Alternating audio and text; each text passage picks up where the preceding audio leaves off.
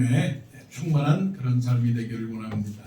어둠도 사라지고 슬픔도 없어지고 항상 우리 마음속에 평안과 감사와 사랑과 모든 축복을 감사하는 그런 우리의 삶이 되기를 원합니다.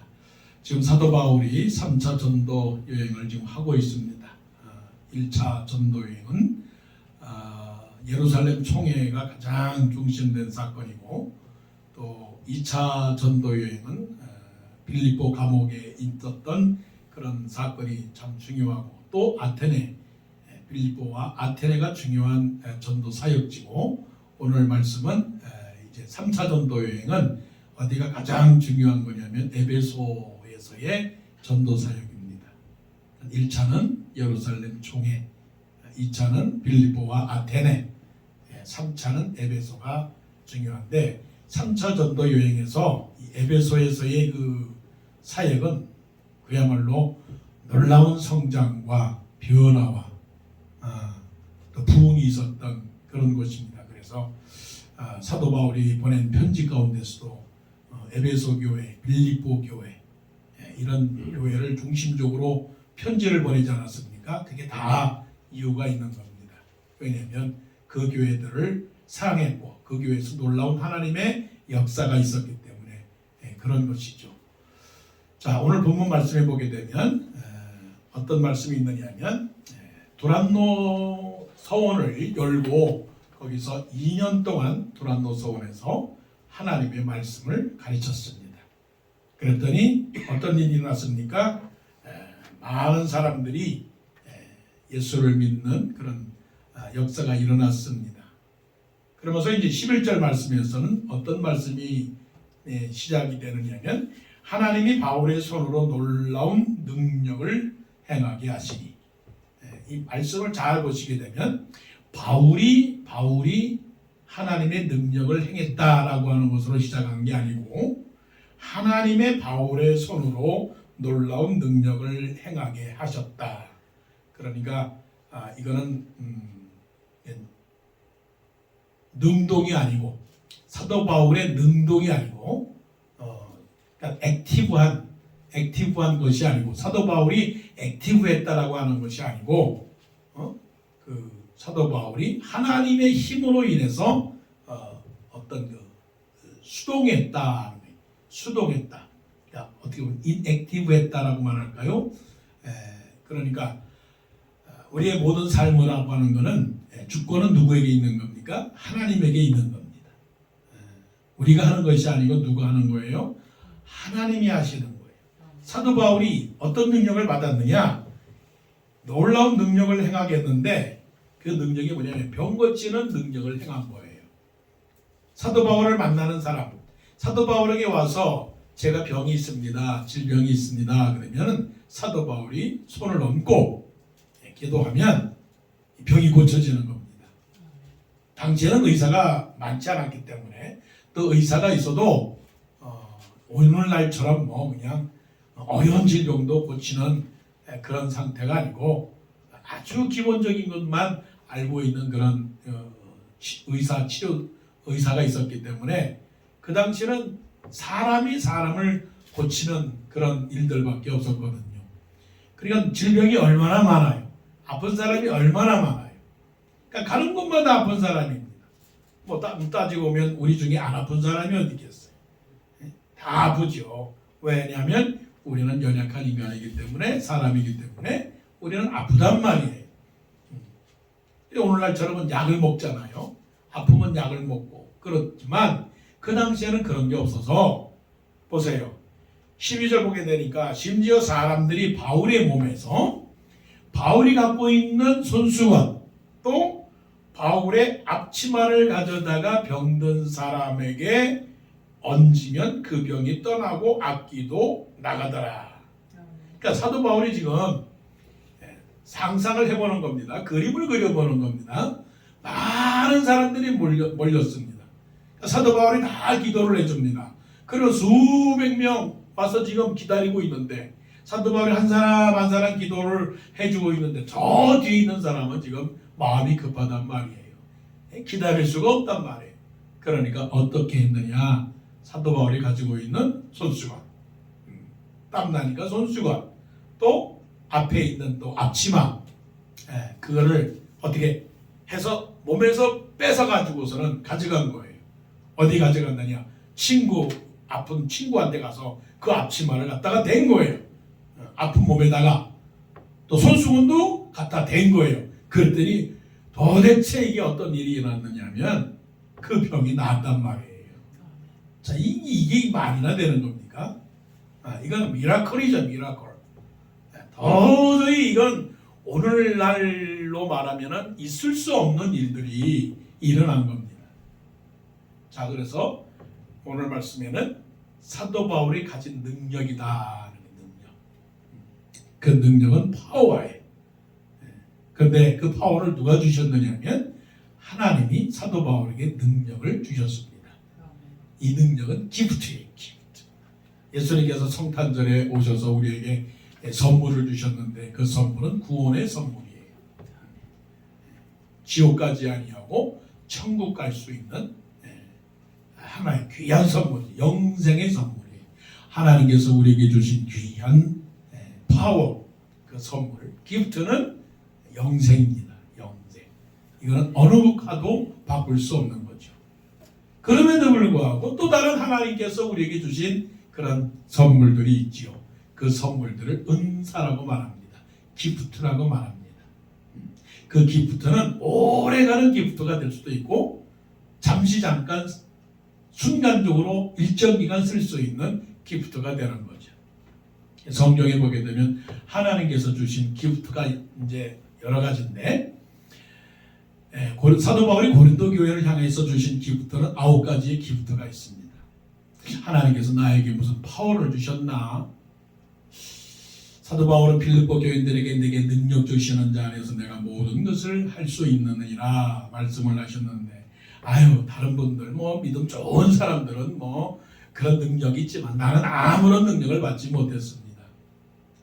한번 생각을 해보세요. 내가 하나님으로부터 사도 바울과 같은 능력을 받았는지, 고쳐주고 치료해주고 낫게해주고 일어나게 하고 세워주고 하는 능력이 있는지. 근데 그 능력은 사도 바울이 가진 게 아니라 하나님이 주셨다고 하니 하나님께서 나에게 골고루 모든 사람에게 은혜를 주셨다면 분명히 나에게도 한 가지 정도는 능력이 있지 않겠느냐. 사도 바울은 고린도 교회를 향해서 9가지 은사를 말씀했는데 지혜의 말씀의 은사, 지식의 말씀의 은사, 지식의 말씀, 그 다음에 믿음, 예언, 영들 분별, 그 다음에 또 병 고치는 은사, 그 다음에 방언, 또한 방언을 통역하는 것, 이런 은사를 하나님께서 주셨다고 말씀을 합니다. 그러니까 혹시 나에게 지혜로운 말씀, 하나님의 말씀을 보면 참 지혜가 떠올라서 그 말씀을 깨닫는 지혜가 있다면 그건 하나님이 주신 능력이에요. 그래서 이런 사람들은 하나님의 말씀대로 가르치고 하나님의 말씀대로 살아가는 지혜가 있는 것이고 하나님께서 나에게 가르쳐 주시는 그런 삶의 방법이 있는 거죠. 어떤 사람은 공부를 잘해서 지식의 말씀이 있어서 남을 잘 가르치고 실력이 있는 사람이 있고요. 어떤 사람은 믿음이 투철해가지고 어떤 삶에도 흔들리지 않는 그런 견고함이 있고요. 또 예언하는 사람도 있고요. 또 영을 분별하는 사람이 있고요. 사람들이 제일 관심 있는 병을 치료하는 사람도 있다고요. 병 치료하는 은사. 다른 사람한테 가서는 병을 치료를 하지 못하는데 그분한테 가면은 기도하면 그분은 병 고치는 은사가 있어요. 그런 거. 또 영들 분별하는 거. 이게 2단인지 3단인지 이게 올바른 진앙인지 잘 모르는데 척 보면 이거는 잘못된 겁니다. 이거는 하나님의 말씀의 영이 아니고 이거는 세상의 영이기 때문에 조심해야 됩니다라고 영을 분별하는 사람들이 있단 말이에요. 또 방언하는 사람도 있고 또 방언을 통역하는 사람도 있어요. 대답할 필요는 없지만 여러분 중에 방언하는 사람이 있어요? 네, 방언을 영어로 말하면 텅이라고 합니다. 텅. 기도를 하는데 한국말도 아니고 기도를 하는데 영어도 아니고 중국말도 아니고 그런 어떤 언어가 있단 말이에요. 근데 그 언어를 나는 잘 모르는데 옆에 있는 사람이 그 언어를 트랜슬레이션 해주는 그런 것들이 있죠. 우리가 잘 알지 못하는 신비로운 세계이죠. 이게 이제 사도 바울이 고린도 교회를 향해서 주신 은사입니다.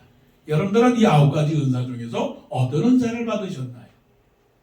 사도 바울은 지금 병 고치는 은사를 받았어요. 그래서 많은 사람들이 고침을 받았어요. 로마서에서는 사도 바울이 말하기를 뭐라고 말씀하시느냐면 너희가 예언이면 믿음의 분수대로, 예언하는 사람은 믿음의 분수대로, 다음에 또 섬기는 이면 섬기는 일로, 섬기는 것도 은사예요. 파워예요. 가르치면 가르치는 일로, 위로하는 자라면 위로하는 일로. 요약하면 예언하는 거, 또 섬기는 거, 가르치는 거, 위로하는 거.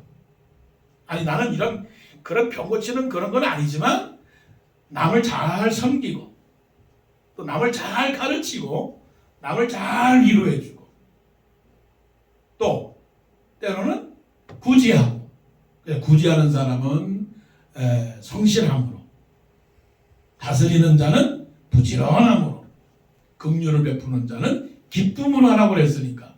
그러니까 예를 들어서 남을 도와주고 싶은 사람들 마음이 생기고, 또 어떤 조직사회에서 다스리는 정치하는 사람들, 정치도 은사거든요. 그 다음에 또 긍휼을 베푸는 사람들, 이게 다 하나님의 은사란 말이에요. 그러니까 그 은사를 어떻게 해요? 사용해야 된단 말이죠. 그러니까 사도 바울은 그 은사를 지금 사용하는 모습을 보게 되는 거죠. 그것이 어디서 일어난 겁니까? 에베소 교회 안에서 지금 일어난 겁니다. 아니 이러한 능력이 빌립보에서는 없었어요. 이러한 능력이 아테네에서는 없었어요. 이러한 능력이 이고니온이나 데살로니카나 또 루스드라에서는 발을 못 쓰는 사람이 있었는데 그 발을 못 쓰는 사람을 고친 사건은 있었지만, 이렇게 놀라운 루스드라에서는 한 사람만 고쳤지만 에베소에서는 이렇게 많은 사람을 그런 고치는 능력을 보지를 못했는데 에베소에서는 그랬단 말이에요. 아 그렇구나. 이게 하나님의 신비구나. 지금까지는 하나님께서 나를 통해서 그런 일은 없애기지 않았지만 언젠가 어느 순간에 어느 기간에 어느 때에 하나님께서 나를 사용하시는구나. 이거를 어려운 말로 하면 잠재적 은사야. 잠재적 은사. 드러나지 않는 은사를 하나님께서 언젠가는 그때의 그곳에서 사용하게 하시는구나. 사도 바울이 이런 능력이 있는 줄 사람들은 몰랐는데 여기서 나타난 거예요. 그래서 우리는 하나님을 믿는 사람들은 항상 기대하고 또 기도하는 마음으로 하나님 앞에 기도를 해야 될 게 뭐냐면, 하나님 나를 사용하여 주옵소서. 하나님의 목적과 하나님의 때와 하나님의 사람들을 구원하기 위해서 하나님께서 나를 사용해 달라고 그렇게 기도를 해야 되는 거예요. 근데 이제 이런 은사도 잘못 사용하게 되면 큰 일을 당하게 되는 거죠. 삼손이 얼마나 힘이 있었어요. 근데 삼손이 힘이 있었던 것이 아니고 하나님이 삼손에게 힘을 준 거거든요. 그 힘이 어디서 나온다면 깨끗하게 살아가는 그런 삼손, 나스린이기 때문에 머리를 결코 자르지 말라고 그랬는데 삼손이 여자의 말을 듣고 머리를 다 잘라버렸다고. 그러니까 하나님께서 삼손의 힘을 다 뺐단 말이에요. 이런 일이 있단 말이에요. 그러니까 하나님 앞에서 올바르지 않거나 하나님 앞에서 교만하거나 하나님 앞에 정말 인정을 받지 못하게 되면 그 은사, 그 모든 선물들을 다 뺏기게 되는 그런 위험한 일들이 있는 것이죠. 그럼 우리는 이 모든 일들은 다 하나님의 영광을 위해서 나에게 주신 은사구나, 파워구나. 그래서 나를 사용하여 주셔서 하나님의 역사가 나타날 수 있도록 기도에 달라고 기도하는 그런 우리가 되기를 원해요. 네. 남에게 손을 얹어서 기도해서 병이 나오면 얼마나 좋은 일이에요. 말씀을 증거해서 그 사람이 변화되면 얼마나 좋은 일이에요. 내가 위로해서 그 사람이 위로를 받으면 얼마나 좋은 일이냐고요. 그러나 우리가 한평생 살아가면서 하나님의 영광을 위하여 우리 은사를 활용하기를 원합니다.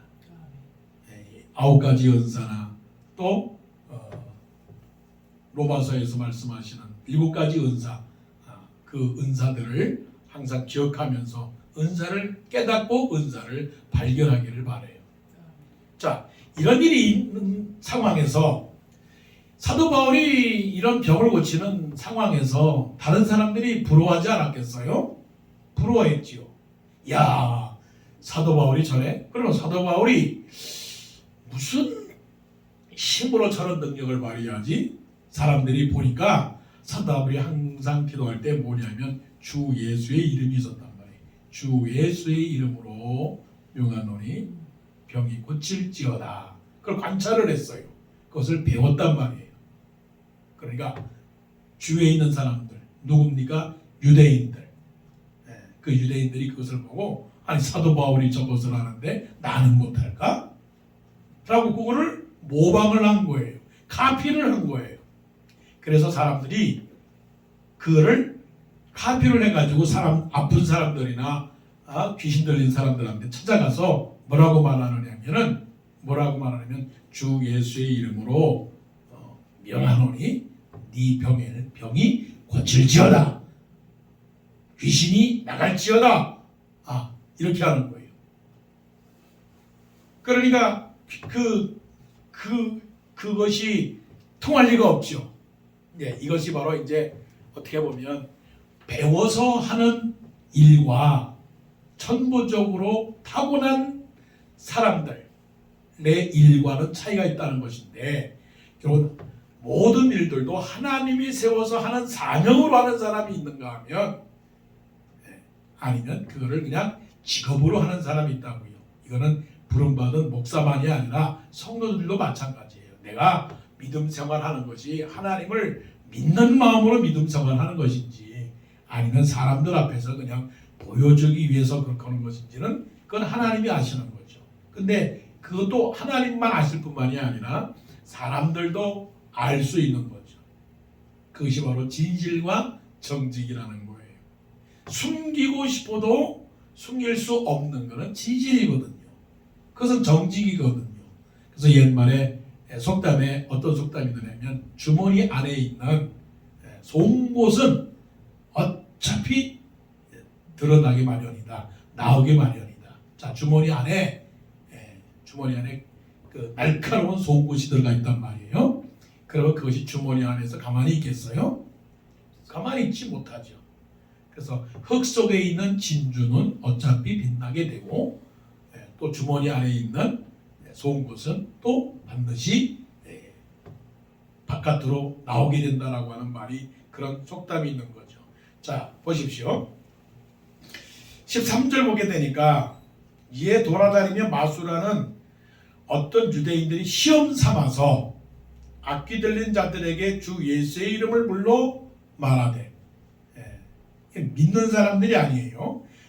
마술하는 사람들, 그런 사람들이 사도 바울이 그렇게 병을 고치는 것을 보고 저렇게 하면은 뭔가 나에게는 유익이 있겠구나. 결국은 그것이 이제 그 재물에 대한 욕심을 가지고 하나님을 이용하는 거죠.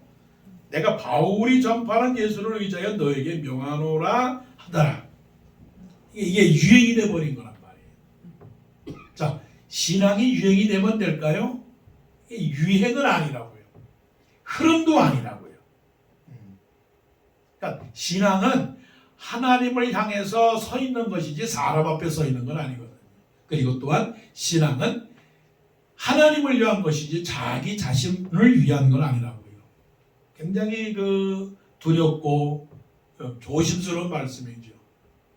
그래서 이것이 하나님 앞에서 하는 것인가 사람 앞에서 하는 것인가.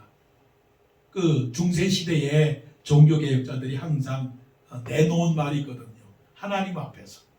그럼 지금까지는 그 당시에는 누구 앞에서 했느냐? 사람 앞에서 한 거예요. 종교개혁자들이 항상 지적한 건 뭐냐면 이거는 하나님을 예배하는 것이 아니라 사람을 예배하는 것이다. 하나님께 드리는 것이 아니라 사람을 드리는 것이다. 예를 들어서 베드로 성당을 짓기 위해서 면죄부를 판 거예요. 그 면죄부가 어떤 면죄부냐? 옛날 당신들의 조상들이 죽었는데 당신들의 조상들이 죽었지만 아직은 지옥에 가지 아니고 연옥에 있는 사람들, 그러니까 단계별로 지옥에 간 사람들이 연옥에 가야 되고 연옥에 가 있는 사람들이 천국을 가도록 할 테니까 그러려면은 이 면죄부를 쌓아야 된다.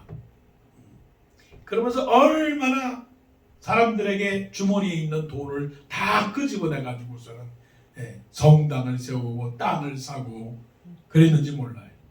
또 예배를 드려도 하나님의 성령에 의한 예배가 아니라 형식에 의한 예배를 드렸으니까 결국은 그것이 하나님을 향한 교회가 되지 아니하고 하나의 그냥 건물이 되고만 그런 형태가 되어서 종교개혁자들이 외친 것이죠.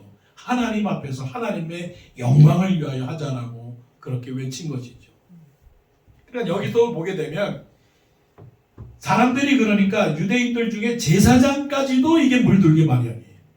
자, 유대의 제사장 스게아의 7명의 아들이 있었는데 그 7명의 아들이 똑같이 예수의 이름으로 병을 고치겠다라고 말하는 거예요. 병자가 있으면 사도 바울이 어떻게 했다고요? 예수의 이름으로 고쳤다고 그랬잖아요. 그러니까 예수도 몰라요. 예수도 믿지 않아요. 유대인들이니까. 그냥 구약의 율법만 아는 사람이고 아직 예수 그리스도가 오시지 않았다라고 생각하는 사람들이니까 사도 바울에 대해서는 아주 나중에 보게 되면 상당히 또 예루살렘에 가서 곤욕을 당하거든요. 그러니까 이런 유대인들이 속으로는 바울을 미워하고 속으로는 바울을 비난하는 사람들이 사도 바울이 병자를 고친다라고 하는 하나의 현상을 보고 저렇게 하면 나에게도 뭔가 이익이 있겠구나 해서 누구를 파는 겁니까? 예수를 팔고 예수의 이름을 팔았어요.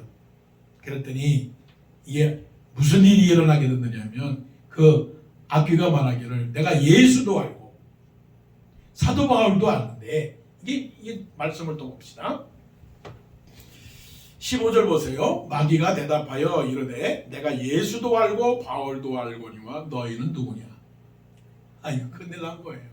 이게 바로 진실규명이라는 건데 귀신이라는 존재, 고스트라고 하는 존재, 그 다음에 또 우리가 성령이라고 하는 스피릿, 홀리 스피릿이라고 하는 이 성령과 악령이라고 하는 것은 두 개가 항상 존재하는 거예요. 곧 하나님과 사탄은 항상 존재를 한다고요.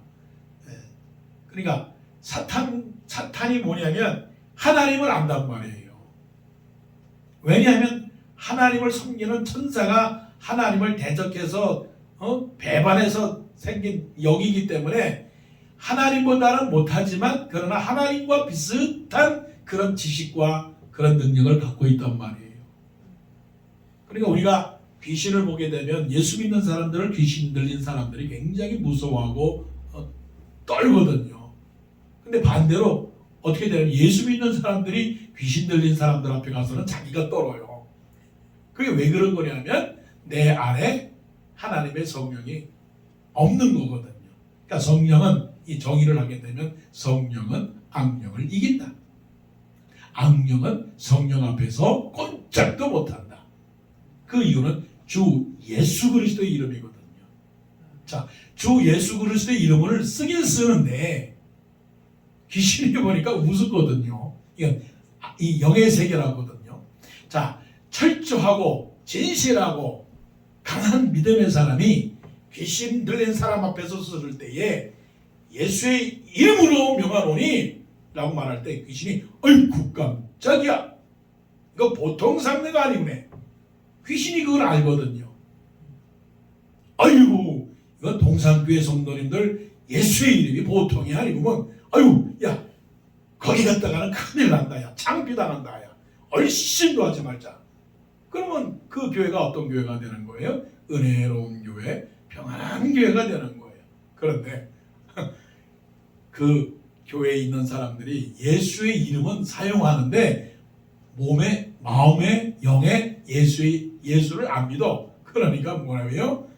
아무것도 아닌 오합지졸, 별것도 아닌 그런 사람들이 모여 있으면 그냥 사단이 그냥 공격해가지고서는 사단이 사람들을 꼼짝 못하게 만드거든요. 그게 꼼짝 못하게 만든다라고 하는 건 뭐냐면 하나님의 말씀에 의지하고 살라고 그러는 게 아니고 자기 영과 자기 교만에 빠져서 살도록 그렇게 만드는 거거든요. 자, 예수의 이름으로 사용하는데 그야말로 스기야의 7 아들들이 우스운 거예요. 그러니까 사용을 하는데 예수가 누군지를 모른단 말이에요. 예수가 누군지를 몰라. 그러니까 귀신이 말하는 거예요. 이거 너무 웃기지 않아요? 귀신이 말하는 거예요. 내가 예수도 안다. 사도 바울도 안다. 근데 넌 누구냐? 그러니까 넌 누구냐 하는 얘기는 너 예수 안 믿지? 너 가짜지? 이 말씀은 뭡니까? 너 가짜로 기도하고 있는 것이지. 너 가짜로 예배를 드리는 거지. 너 가짜로 찬양하는 거지. 너 가짜로 교회 다니는 거지. 이런 말하고 똑같은 거 아니겠어요? 이게 얼마나 창피하는 거예요. 그래가지고 이 귀신 악귀가 이블 스피릿이죠. 이블 스피릿이 그냥 몸속에 탁 달라붙어 가지고서는 마음을 확 지배해 가지고서는 어떻게 했어요? 자, 16절 귀신이 그 사람에게 들어가서 뛰어올라서 그 사람을 지배해 가지고서는 그 몸 자체가 귀신이 들려가니까 막 이렇게 자기 몸을 상하게 한 거예요. 그리고서는 온 몸을 벗어 던진단 말이에요. 여기서 보게 되면 정상적인 온전한 영을 가진 사람하고 정상적인 악령을 가진 사람하고 구분이 되는 게 뭐냐면, 자 보세요. 악령을 가진 사람은 자기를 상하게 해요. 자기를 상하게, 자기 몸을 상하게 해요. 그리고 옷을 벗어요. 예를 들자면 술 많이 취한 사람들, 마약을 많이 하는 사람들, 그리고 화가 잔뜩 난 사람들, 그 사람들 모습이 어때요? 다 우통 벗어요. 우통 벗어, 옷 벗어요. 그리고 칼을 들고 자기 몸을 막 상하게 해요. 이게 다 무슨 일이냐면 다 마귀가 하는 일이라고요. 그러나 악령은 자기 몸을 상하게 한단 말이에요. 이게 얼마나 맞아떨어지느냐면 예수님께서 말씀하시기로 도적이 오는 것은 죽이고 멸망시킨다라고 하는 거예요. 그러니까 총으로 사람을 죽이고, 술 먹고 행패 부리고, 술 먹고 던지고, 술 먹고 발로 차고, 마약을 먹고 그냥 정신없이 해롱해롱대고, 이런 모든 현상들, 그리고 몸을 옷을 단정하게 입지 아니하고 막 옷을 노출을 시키고 벗게 하고 막 이러는 것들, 이게 다 누가 하는 거예요? 악령이 시키는 거란 말이에요. 이 하나님께서 우리에게 주신 영분별의 그 방법을 우리에게 말씀하시는 거죠. 더 중요한 거 있어요. 그 집에서 도망하는지. 믿는 사람들은 도망 안 갑니다. 믿는 사람들은 그 자리를 딱 지켜요. 도망간다는 건 뭐예요? 우리는 이사야 그 53장 6절에서 말씀하시기를 우리는 다 양 같아서 각기 제 길로 도망갔거늘, 탕자도 아버지 품에서 도망갔거늘. 도망다니는 거예요. 그러니까 도망다닌다는 건 뭐냐면 사람을 피해요. 교회를 벗어나요. 말씀을 떠나요. 기도하는 자리에 안 가요. 이런 게 다 악령이 하는 거거든요. 근데 이런 악령에 사로잡힌 사람과 하나님의 성령에 사로잡힌 사람과는 어떻게 합니까? 구별이 되는 거예요. 어떻게 구별되느냐? 속에 하나님의 성령을 가지고 사는 사람들, 성령을 가지고 사는 사람들은 중요한 한 가지 현상이 있어요. 그게 뭐냐면 거룩함과 진실함이 있는 거예요. 이게 거룩함과 진실함은 처음에는 몰라도 나중에는 그것을 알게 되는 거죠. 그게 누굽니까? 요셉 같은 사람들. 그게 누굽니까? 다윗 같은 사람들. 이런 사람들은 처음에는 요셉이 나쁜 사람입니다. 요셉이 잘못하는 사람입니다. 그 사람은 옥에 가둬야 됩니다. 누가 하는 거예요? 악령이 하는 거예요. 근데 요셉은 성령을 가진 사람이기 때문에 대꾸하지 않아요. 그 자리를 다 지키고 있단 말이에요. 그리고 하나님께 기도하죠. 나중에는 어떻게 됩니까? 하나님께서 그 애굽의 총리를 세우는 역사가 일어나거든요. 이게 뭐예요? 진실이에요. 처음에는 아주 좋게 보였지만 결국 나중에는 어떻게 됩니까? 거짓으로 드러나는 거죠. 그 정체가 누구냐면 사탄이에요. 사탄의 영을 가진 사람들을 대부분 어떻게 살아가느냐면 사기꾼으로 살아가죠. 다른 사람에게 이거 진짜 좋은 물건입니다. 팔죠. 근데 알고 보니까 그 진짜 좋은 물건이 다 나쁜 물건이란 말이에요. 사람도 마찬가지예요. 저 사람 나한테 잘하는 사람 같지 않은데 저 사람이 나한테 관심이 없는 사람이구나 하는 사람도 있고, 어떤 사람은 나한테 너무 그냥 다 줄 것 같이 접근하는 사람들이 있거든요. 근데 알고 보면 누가 진실인가, 누가 진실하지 않은가, 누가 하나님의 성령으로 사는가, 하나님의 성령으로 살지 않는 사람인가는 분명히 드러나게 마련이다라고요. 그게 예를 들자면 사울 왕이 그랬고, 또 아나니아와 삽비라가 그랬고, 또 엘리사의 종이었던 게하시가 그랬고, 나는 아닙니다. 나는 아닙니다. 나는 하나님을 위해서 한 겁니다. 다 그렇게 했죠. 사울 왕도 하나님한테 그랬고, 아나니아와 삽비라도 이거 전부야? 네, 전부입니다. 게하시도 너 어디 갔다 왔느냐? 제가 어디 갔다 와요? 아무 데도 갔다 오지 않았거든요. 엘리사가 말합니다. 네가 아무 데도 안 갔다 왔다고 말했지만 내 마음이 벌써 너 있는 곳에 있었어. 너 나만 장군한테 은 2기하고 옷 2벌 받았지? 그래가지고서는 이 게하시가 나만이 장군이 걸렸던 나병을 걸려서 죽고 말았거든요. 이게 바로 진실과 정직이라고 하는 하나님의 영으로 사는 사람들의 결과죠. 그러므로 우리는 하나님 앞에서 사는가, 사람 앞에서 사는가, 거짓으로 예수 그리스도의 이름을 팔지만 천만에요, 하나님은 속지 않아요. 그래서 갈라디아에서 말씀하시기를 하나님은 만홀이 여김을 받지 아니하나니, 그 만홀이라고 하는 말은 어려운 말로 말하면 하나님은 속지 않는 하나님이니 무슨 일을 하든지 심은 대로 너희가 거두리라, 그렇게 말씀을 했어요. 우리도 하나님 앞에서 이렇게 스게와의 제사장 스게와 7 아들과 같은 그런 거짓된 그런 것, 눈앞에 보이는 것 가지고 그렇게 살지 않기를 바랍니다. 자, 오늘의 클라이막스는 어디 있느냐? 이 사실을 알았어요. 두란노 성원에서 말씀으로 부흥됐고 바울의 능력이 있었고 또 거짓된 모습들을 다 드러나게 되었어요. 가짜라는 걸 다 증명이 되니까 이제는 어떻게 됐어요? 사람들이 두려워했어요. 이러다가 큰일 나겠구나.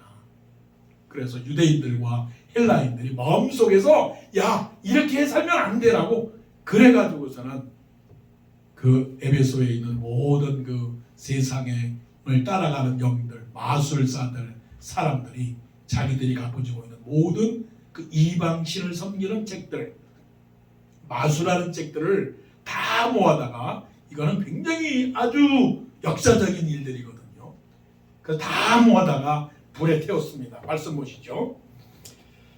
17절 에베소에 사는 유대인과 헬라인들이 다 이 일을 알고 두려워하며 주 예수의 이름을 높이고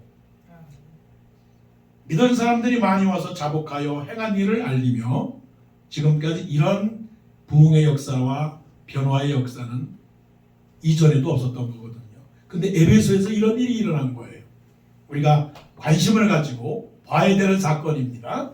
또 마술을 행하던 많은 사람들이 그 책을 모아가지고 와서 모든 사람 앞에서 불사르니 그 책값을 계산한 즉 온 은 5만이 되더라. 이제 산수학적으로 생각을 해보면 은 5만 정도의 액수가 되는 책들을 불살랐다라고 하는데 이거는 얼마 정도의 가치가 되느냐. 에베소에서 은 5만에 대한 책을 모아다가 다 불살라 태웠다라고 하는 거예요. 아마 하루 종일 태워도 다 태우지 못했을 것이고 아마 한 달은 태웠을 거라고 진단이 가요. 그럼 은 5만이 얼마나 정도 되느냐 생각을 하면 50억 원, 50억. 그렇게 되면 10만 불이 1억이니까 50만 불 안 나요? 아니죠. 500만 불. 500 million dollars를 가치가 되는 이거를 다 태웠단 말이에요. 그러니 이게는 말이 안 되는 거예요. 불타는 것을 보면서 무슨 생각을 했을까요? 야, 내 마음속에 성령이 불이 타는구나. 내 마음속에 하나님을 향한 열정이 타는구나. 이제는 나와 세상 간 것도 없고 오직 구속하신 주님만 보는구나. 성령의 불길이 타오른 거죠. 부흥이 일어난 거예요. 사도 바울이 에베소 교회를 향하여 말씀하신 것처럼 너희는 구습을 쫓는 옛사람을 벗어버리고 하나님을 따라 의와 진리와 거룩함으로 지으심을 받은 새 사람을 입으라라고 하는 그 말씀처럼 이 에베소 교회에서 일어난 일들은 아마 세계 역사적으로 이런 부흥은 없었을 것입니다.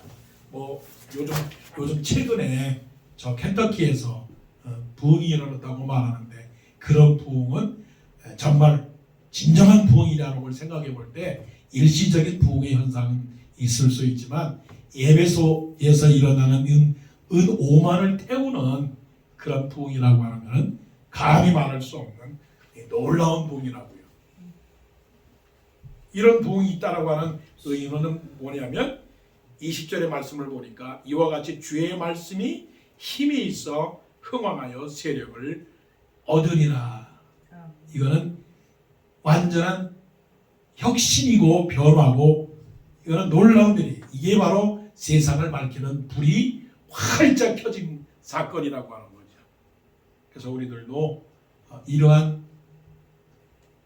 삶의 어떤 그 체인지, 삶의 어떤 변화, 이게 희생 없이는 어떻게 되겠느냐고요. 자기가 가지고 있는 그 모든 그 재산과 소유와 귀중품을 가지고 그걸 예수 그리스도 앞에 다 내어놓으면서 파는 불에 태우는 이 사건이야말로 이게 보통 사건이냐고요. 어려운 사건이죠. 그러나 하나님께서 기뻐하시는 그런 사건이죠. 이게 어떤 사람들은 도박을 하다가 내가 이 도박을 더 이상 하지 않겠다. 손가락을 자르잖아요. 손가락을 딱 자르죠. 그런데 손가락을 자르면 뭐예요? 한 1년 있다 2년 있다가 다시 손가락 자른 그 모습을 그대로 또 도박을 하는 사람들이 있단 말이에요. 그러니까 이러한 변화라고 하는 것은 굉장히 어려운 변화고 예수님께서 말씀하시기를 아무든지 나를 따라오려거든 자기를 부인하고 자기 십자가를 지고 나를 쫓을 것이니라고 말씀을 하신 자기를 부인하고 자기 십자가를 진다라고 하는 말이 무엇이냐? 그러니까 세상 등지고 십자가 보내, 세상 등지고 십자가 보내라고 하는 그 복음성과 찬송처럼 정말 나를 기쁘게 하는 것이 아니고 하나님을 기쁘시게 하는 일이 무엇일까?